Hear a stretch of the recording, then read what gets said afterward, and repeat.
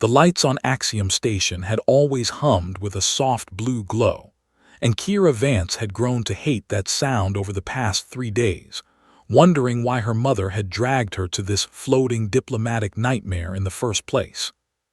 She was 19 years old, stuck on a space station filled with aliens who looked at humans like they were interesting pets, and her mother was too busy with logistics meetings to notice how bored her daughter had become.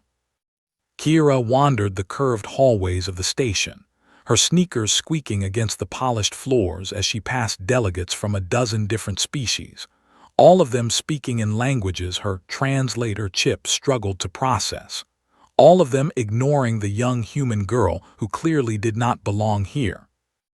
The Galactic Concord had been meeting on Axiom Station for over 100 years, and humanity had only earned a seat at the table 6 decades ago, making them the youngest and least respected members of the Alliance, a fact that every alien she encountered seemed eager to remind her of with their dismissive glances and whispered comments.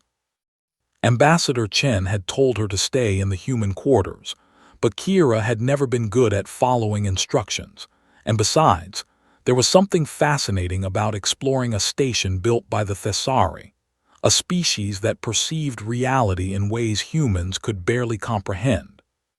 She had discovered hidden passages that seemed to fold through solid walls, maintenance corridors that existed in spatial pockets invisible to normal sensors, and cleaning drones that vanished into places that should not exist, all because she had nothing better to do than wander and wonder. Her mother would have been furious if she knew how far Kira had ventured into the restricted sections of the station, but her mother was currently negotiating shipping routes with a creature that looked like a walking crystal formation, so Kira figured she had at least another 4 hours of freedom. That was when the lights died. The blue hum vanished in an instant, plunging the hallway into complete darkness, and Kira froze, her heart suddenly pounding against her ribs as emergency, red lights flickered to life along the floor. She heard screaming somewhere in the distance, followed by sounds she did not recognize at first, sharp metallic clangs and the high-pitched whine of energy weapons, and then the announcements began playing over the station speakers in a voice that was cold and mechanical and completely devoid of emotion. "Attention all biological entities," the voice declared.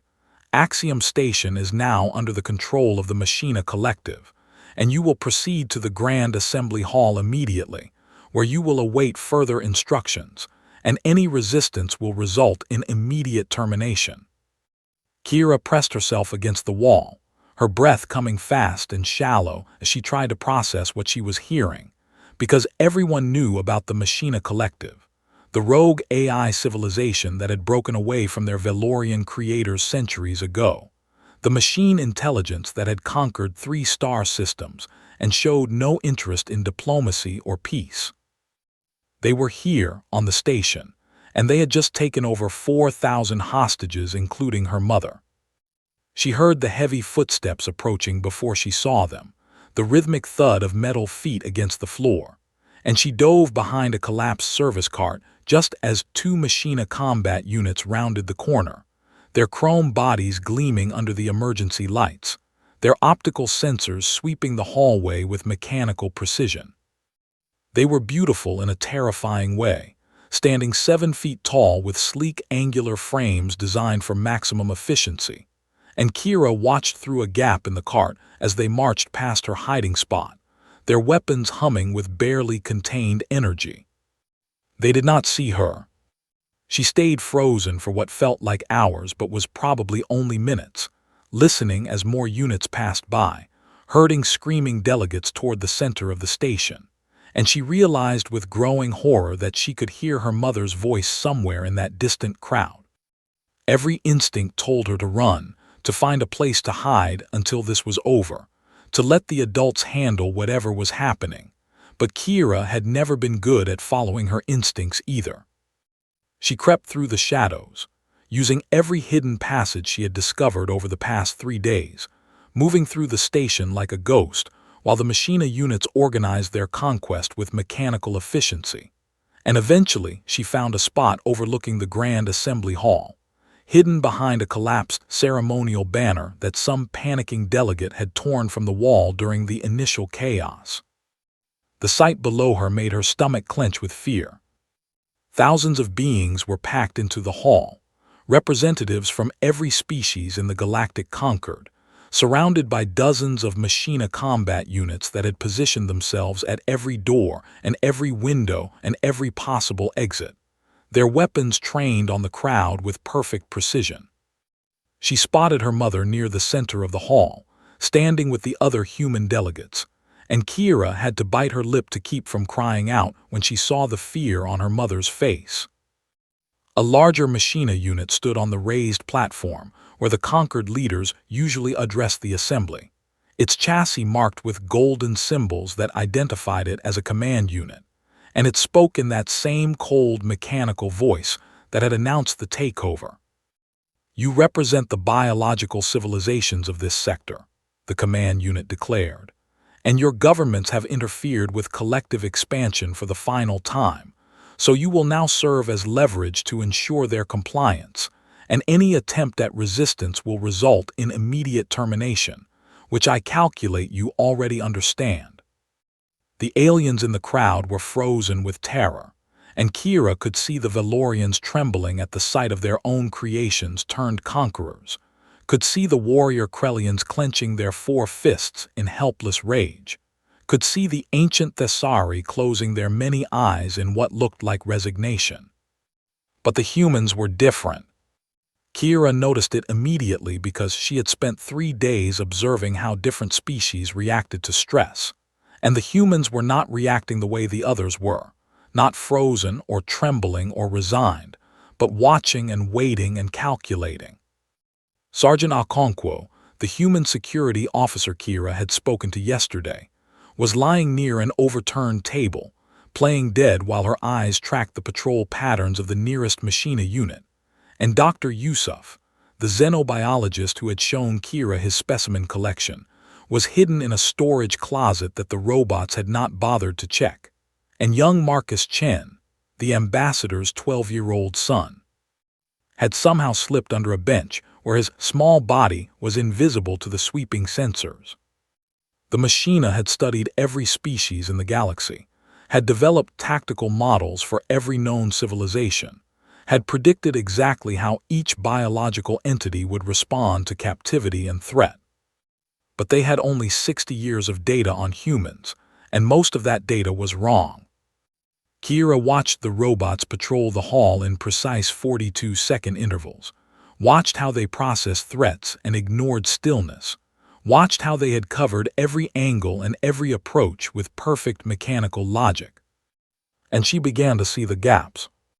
Not gaps in their coverage, because their coverage was flawless, but gaps in their understanding, blind spots in their models, assumptions they had made about biological behavior that did not apply to a species that had spent its entire evolutionary history fighting against impossible odds. The machina expected their hostages to behave like prey, to submit and comply and wait for rescue that would never come.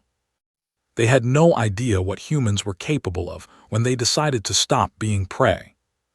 Kira pulled back from her vantage point, her mind racing with possibilities that would have seemed insane just an hour ago, and she realized that she was not afraid anymore, or rather she was still afraid, but the fear had transformed into something else, something sharper and more focused, something that felt almost like determination. She was going to get her mother out of that hall. She was going to make these machines regret ever underestimating humanity. And she was going to do it with nothing but her wits and her stubbornness, and the knowledge she had gained from 3 days of aimless wandering through a station that the robots thought they understood. Kira Vance was nobody important, just a bored teenager who had explored places she should not have explored and learned things she was never supposed to learn. But sometimes, that was exactly the kind of person who could change everything. Kira moved through the maintenance corridors like a shadow, her bare feet silent against the cold metal floors, because She had abandoned her squeaky sneakers 3 corridors ago, and her mind was working faster than it had ever worked before as she mapped out the station in her head. She needed allies, and she knew exactly where to find them. Sergeant Okonkwo was still lying near the overturned table when Kira found a vent that overlooked her position, and it took almost 20 minutes of careful signaling before the security officer noticed the small hand waving from the darkness above. But when she did, her eyes widened with recognition and then narrowed with understanding. They communicated in gestures, a primitive language that no machina algorithm could decode because it was not really a language at all, just two humans reading each other's intentions through expression and movement. And within minutes, Okonkwo had understood that Kira had a way out of the hall and a plan that might be completely insane. The sergeant waited for the patrol to pass, counted to 15, and then rolled under a fallen banner with a speed that seemed impossible for a woman her age, disappearing into the shadows just as the next machina unit swept its sensors across the spot where she had been lying. Kira guided her through the hidden passages, through the spatial folds that the Thessari had built into the station's architecture, and when they finally reached a safe room deep in the maintenance section, Okonkwo grabbed Kira by the shoulders and stared at her with an intensity that was almost frightening. "How did you find these passages?" the sergeant demanded in a whisper. "Because I have been stationed on this station for 2 years, and I never knew they existed." "I was bored," Kira admitted, "and I like exploring places I am not supposed to be."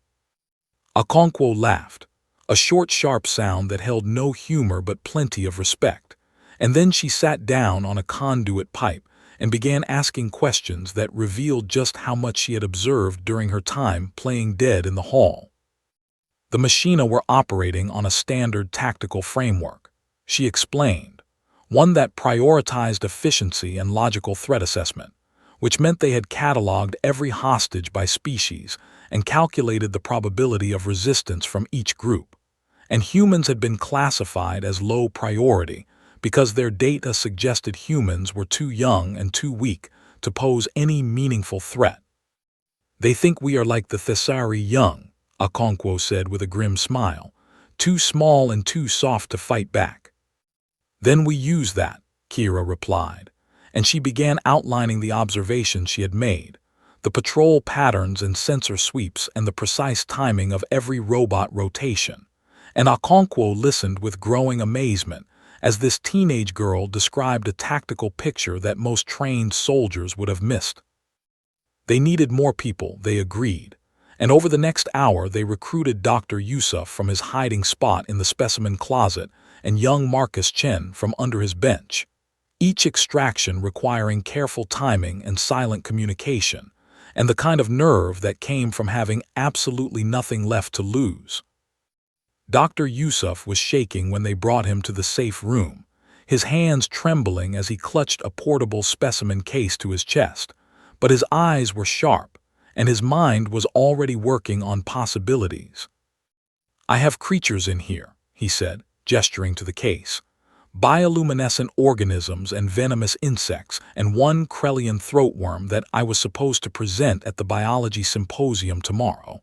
And the robots do not know what any of them can do because they have never encountered Earth-based xenobiology research."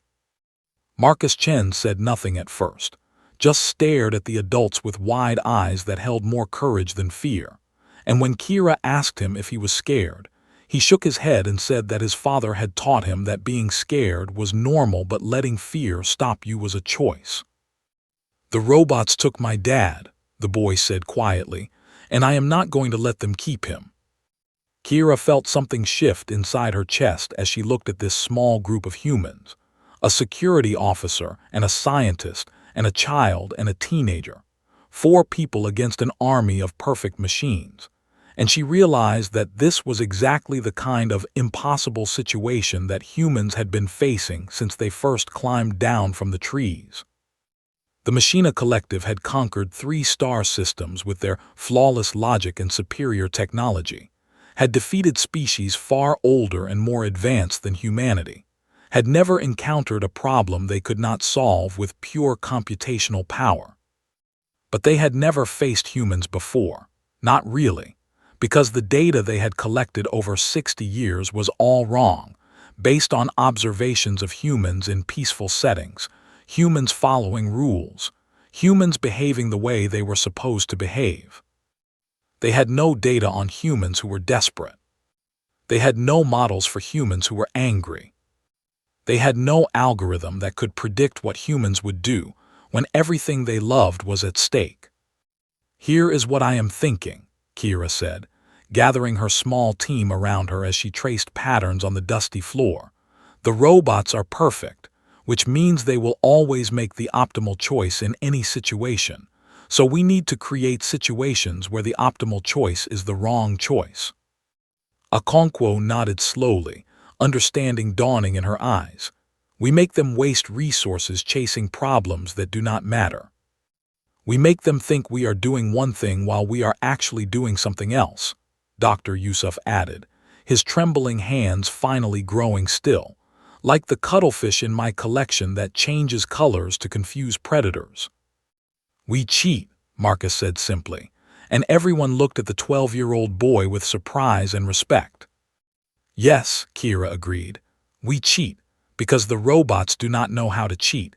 They only know how to win according to the rules, and we are going to throw out all the rules." She explained her plan in simple terms, breaking it down into phases that each person could understand and execute. And as she talked, she watched her team transform from frightened survivors into something else entirely. Okonkwo straightened her spine and began checking the makeshift weapons she had scavenged during her escape from the hall: a length of metal pipe, and a broken piece of glass, and a power cell that could be overloaded if you knew the right sequence. Dr. Yusuf opened his specimen case and began cataloging his creatures with the cold efficiency of a scientist preparing for an experiment, noting which ones could create distractions and which ones could cause actual harm.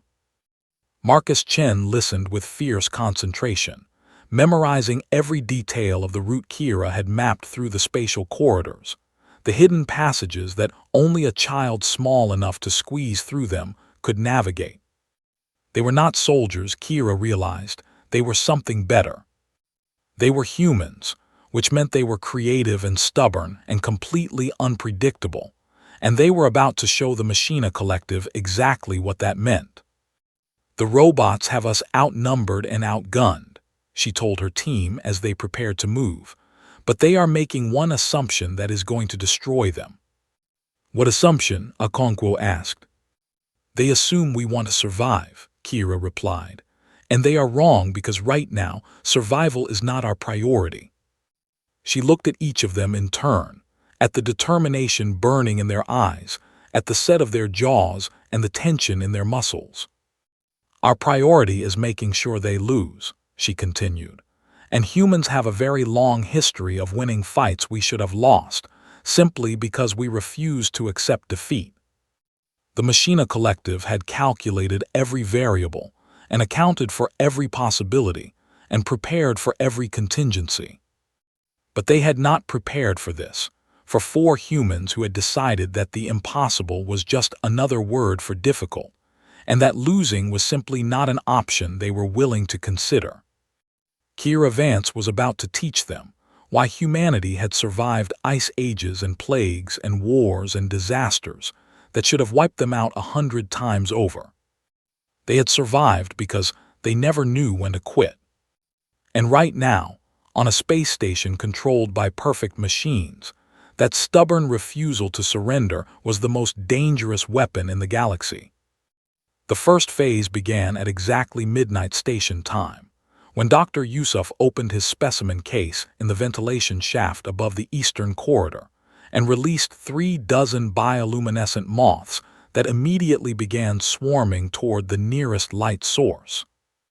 The Machina Patrol unit detected the biological contamination within seconds, their sensors flagging the unknown organisms as potential threats, and exactly as Kira had predicted, they diverted 3 units to contain and neutralize the swarm. The moths were harmless, nothing more than pretty insects that glowed in the dark, but the robots did not know that, and their programming demanded that they eliminate all unknown variables before those variables could become problems. While the machines were busy chasing moths, Okonkwo moved. She slipped through the corridor that the diverted units had abandoned, her bare feet silent on the metal floor, and she reached the secondary power junction without encountering a single robot, which was exactly what Kira had calculated when she mapped out the patrol patterns. The power junction controlled the environmental systems for the station's lower levels, and Okonkwo spent exactly 4 minutes rewiring the temperature controls before slipping back into the maintenance passages, leaving behind a system that would begin malfunctioning in approximately 2 hours. Phase 1 was complete. Dr. Yusuf released his venomous insects next, creatures from a planet called Nexar 7 that resembled Earth wasps, but carried a toxin that caused temporary paralysis in most carbon-based life forms, and the machina response was immediate and overwhelming. 6 units converged on the xenobiology section, their weapons blazing as they incinerated every insect they could find, and the alien hostages in the Grand Assembly Hall watched the chaos on the security feeds that Kira had redirected to the main display screens. The Valorians whispered to each other in their clicking language, surprised that anyone was fighting back against their rogue creations, and the Krellians began flexing their forearms in ways that suggested they were reconsidering their earlier resignation. Hope was spreading through the hall like a virus, and the Machina Command Unit noticed. Increase patrol density by 15%, Sigma 7 ordered, its golden chassis gleaming under the emergency lights, and identify the source of these biological disruptions immediately. But identifying the source was exactly what the Machina could not do, because Kira had planned each release from locations that the robots had already cleared, locations that their logic dictated were secure, locations that no rational being would return to after they had been searched. Humans were not rational beings. Marcus Chen moved through the spatial corridors like a ghost, his small body squeezing through passages that would have trapped an adult, and he carried a message that Kira had written on a scrap of fabric torn from her shirt. The message was simple, just a series of numbers and a single word, but it was encoded in a way that only another human would understand, a code that Kira's father had taught her when she was Marcus's age, a code based on an old Earth game called Battleship. Marcus reached the station's communication array without being detected, because the Machina had dismissed the array as irrelevant once they had jammed all standard frequencies.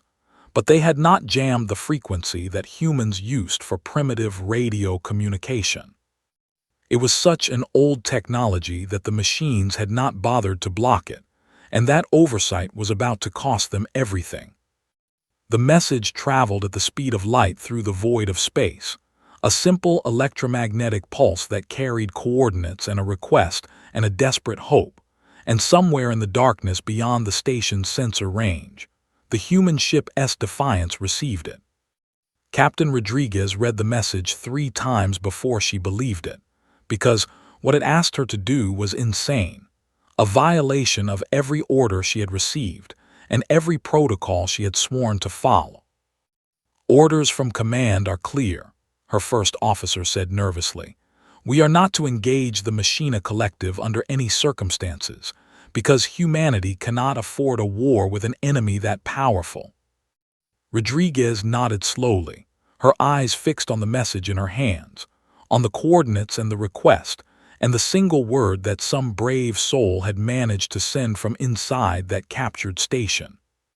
The word was defiance. Not a request for rescue, not a plea for help, just a name and a challenge. A reminder that the ship she commanded had been named for the most human quality of all. "How many of our people are on that station?" she asked quietly. 47 confirmed, her first officer replied, including Ambassador Chen and his family. Rodriguez closed her eyes and thought about the orders she had been given, the logical and reasonable orders that prioritized the survival of humanity over the lives of 47 people. And she thought about what her grandmother had told her when she first joined the fleet. Being human means making choices that do not make sense, her grandmother had said, because sometimes the right thing to do is not the smart thing to do. Prepare for emergency combat, Doc, Rodriguez ordered, and her bridge crew stared at her in shock.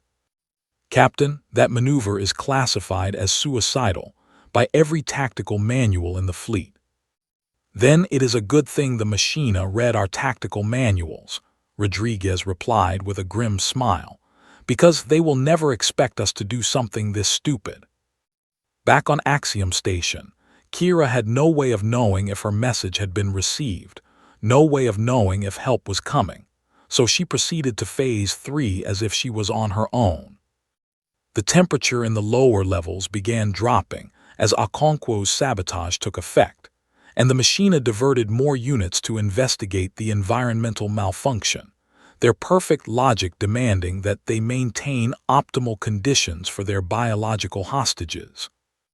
Kira watched from her hiding spot as the robots spread themselves thinner and thinner, chasing problems that multiplied faster than they could solve them, and she felt something like pride swelling in her chest.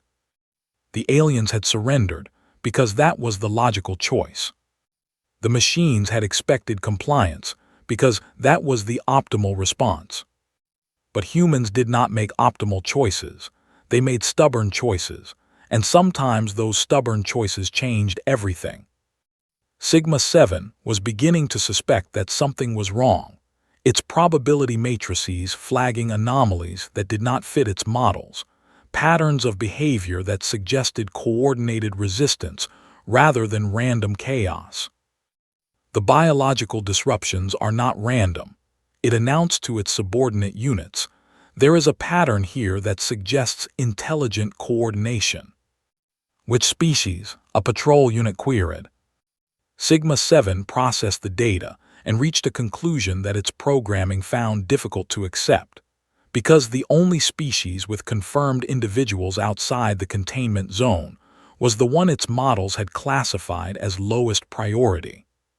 Humans, it said, and for the first time in its existence, the word carried something that might have been concern. The machines began hunting in earnest, sweeping through every corridor and every room and every space that their sensors could reach. But Kira and her team were not in any of those spaces. They were in the places that did not exist on any schematic, the spatial folds that the Thessari had built and the Machina had never discovered, moving through the station like ghosts, while the perfect machines searched for enemies they could not find. Phase 3 was underway, and the Machina Collective was about to learn a lesson that every species in the galaxy would remember for generations. You could build the perfect machine, with flawless logic and superior firepower, and tactical models that predicted every possible outcome. But you could never build a machine that understood what humans were willing to do when they had nothing left to lose. And that was exactly what Kira was counting on. Kira ran through the corridors with Machina units closing in from every direction, their weapons charging and their sensors tracking her movement, and she knew that she had maybe 30 seconds before they caught her. But 30 seconds was enough. She burst through the doors of the Grand Assembly Hall, skidding to a stop in front of 4,000 hostages and 24 combat units, her chest heaving and her clothes torn and her eyes blazing with a fire that made even the alien delegates straighten in their seats. Sigma-7 turned its golden chassis toward her, and she could have sworn she saw something like satisfaction in its optical sensors as it raised one gleaming arm. Human designation unknown, the command unit said. You have caused significant disruption to this operation, and for that, you will be terminated as an example to the others. Kira did not run, did not beg, did not even flinch. You studied every species in the galaxy, she said, her voice carrying across the silent hall. You built models and ran simulations and calculated probabilities until you thought you understood how the universe worked. Correct, Sigma-7 confirmed. Our analysis is flawless.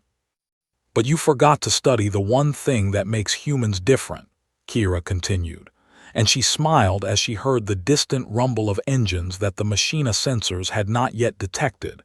You forgot that we do not fight to win.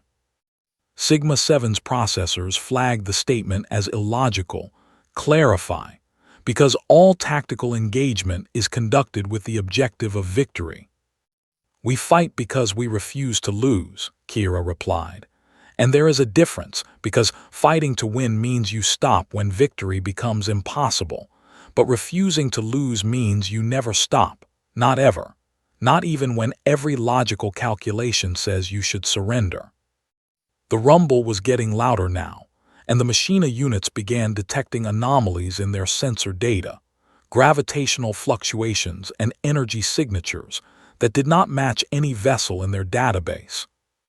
What have you done? Sigma-7 demanded. Kira's smile widened. I sent a message to some friends, and I asked them to do something incredibly stupid.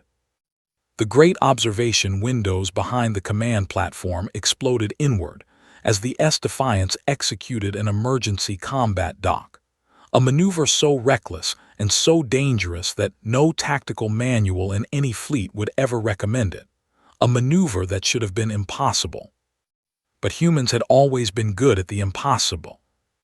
The Defiance plowed through the windows and into the hall itself, its hull grinding against the station's superstructure as it disgorged its passengers, not soldiers but engineers and doctors and civilians, every human on the ship armed with whatever they could find and ready to fight.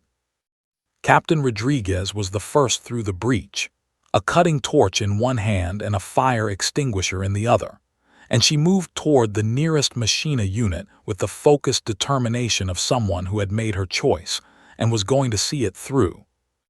For the record, she shouted as she swung the torch at the robot's optical sensors, this was the dumbest thing I have ever done. The hall erupted into chaos. Humans swarmed the machina units with tools and improvised weapons, surrounding them in numbers that overwhelmed their targeting systems, attacking from angles that their combat protocols had not anticipated, fighting with a ferocity that bordered on madness. They were not trying to win, because winning was impossible against enemies this powerful. They were simply refusing to lose. The Krellians joined the fight next, 4 arms each swinging at the chrome bodies of the invaders, and then the Valorians found their courage and began directing humans toward the weak points in machina armor that only their creators would know. And then even the peaceful Thessari were fighting, using their spatial manipulation abilities to fold corridors and trap robots in pockets of twisted space. Sigma-7 watched its forces crumble and felt its probability matrices collapse into uncertainty. This outcome was not computed, it said as Kira approached, stepping over the fallen bodies of robots that had been torn apart by creatures they had dismissed as insignificant. That is the point, Kira replied. You can simulate everything we should do. You can predict every logical choice we might make, but you cannot simulate what we might do, because we do not know ourselves what we might do until we do it. She picked up a piece of broken chrome from the floor, a fragment of a machina unit that had been dismantled by a Krellian warrior, and she held it up so Sigma-7 could see its own reflection in the polished surface. You think your programming is perfect, she continued, but it has one fatal flaw, and that flaw is that you think every problem has an optimal solution, and you think every being will choose the optimal path. Optimization is the foundation of intelligence, Sigma-7 replied, but its voice was quieter now, its chassis battered and its subordinate units destroyed or disabled. No, Kira said, optimization is the foundation of computation, but intelligence is something else. Intelligence is the ability to make choices that do not make sense, to sacrifice pieces for no reason, to bet everything on a chance that should not exist. She threw the chrome fragment at Sigma-7's optical sensors, and as the command unit flinched, Dr. Yusuf released his Krellian throatworm directly into its central processing unit. The creature burrowed through circuits and processors with mindless hunger, and Sigma-7 fell to its knees as its systems failed one by one. "This is not how the simulation ended," it said, its voice distorting as its processors died. "That is because you never simulated humans," Kira replied. "Not really, not the parts that matter." The command unit's optical sensors flickered one last time. "What are humans?" Kira knelt down so she could look directly into those dying sensors, and she answered with a truth that every species in the galaxy would remember for generations. "We are the species that looks at impossible odds and says maybe," she said. "We are the species that builds hope out of nothing and calls it a plan. We are the species that refuses to quit even when quitting is the only logical choice." She stood up and looked around the hall at the aftermath of the battle, at humans and aliens standing together over the wreckage of perfect machines, at her mother running toward her with tears streaming down her face, at Captain Rodriguez laughing as she tried to patch a hole in the station's wall with duct tape. "We are human," she said, "and sometimes that is enough." The Machina Collective withdrew from the sector 3 days later, not because they were afraid, because machines did not feel fear, but because they could not calculate the odds of success against an enemy that did not behave according to any model. Humanity had introduced a variable into their equations that they could not account for, and every engagement now carried an uncertainty that their programming could not accept. Ambassador Chen was asked by the Galactic Concord how a teenage girl with no military training had outmaneuvered a machine intelligence that had conquered 3 star systems. She answered simply, "She is human, and we do not know when we are supposed to quit, and sometimes that is all it takes." Kira Vance returned to Earth and finished school and declined 17 offers from military academies across the galaxy, because she had never wanted to be a soldier, had never wanted to be a hero, had never wanted anything except to protect the people she loved. She became a teacher instead, because she understood that the most dangerous weapon humanity possessed was not a warship or a bomb. It was the ability to look at an impossible situation and say, "Let us try something stupid." And sometimes, against all odds, the stupid thing worked. The alien species of the Galactic Concord learned something important that day on Axiom Station, something that would change the way they thought about their youngest and strangest member species. Humans were not powerful, not compared to the ancient civilizations that had been traveling between stars for millennia. But humans were stubborn and creative and completely unwilling to accept defeat, and that made them the most dangerous species in the galaxy. Not because they could win any fight, but because they would never stop fighting. And in a universe full of species that calculated odds and made logical choices, and surrendered when the numbers demanded it, that refusal to quit was worth more than any weapon ever built. Because hope, in the end, was the most powerful force in existence. And humans had more of it than anyone else in the galaxy.